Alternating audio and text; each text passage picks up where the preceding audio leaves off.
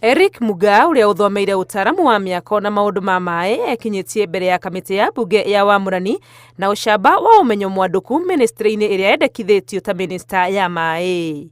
All I bring to the ministry, if approved by this house, is the ethos of the private sector of accountability, transparency, as people have rightfully asked for, and also I'm a wide consultative person. Na kuona akoretwo akiruta wira ruhonge-ini rwa biacara kiumbe, umwe wa maundu maria oretio ni kana ni harithia kung'ethanira na maundu maria mamwetereire thirikari-ini ta turia ni mehonge-ini itiganite cia mai.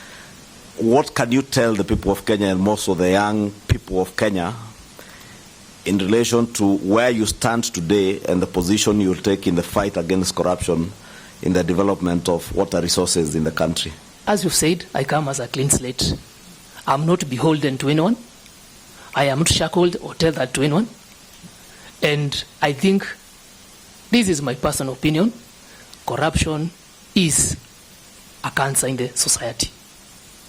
We have to root it out one way or the other. Kimwe gia cioneki ciake ni kugacirithia githomo na umenyo wigie ukuria wa irio na mai niguo kuhotithia andu ethi kugia na mawira. Augite ni undu wa kieha kuona gicunji kinene kia mai hindi ya mbura bururi-ini merekagira iria-ini na kurehe hathara ya ikuo na wanangi no magethwo na demu mahuthike riria kwagia na ng'aragu. The medium term solution would be within a region that experiences drought and water scarcity.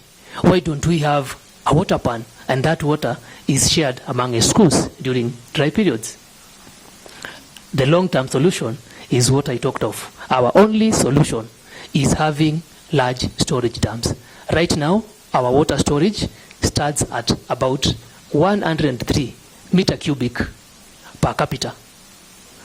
The target is to achieve above 1,000 meter cubic per capita in the long run. Kuringana nake utonga wake uria gicunji kinene umanite na maundu ma urimi ni ciringi milioni 31.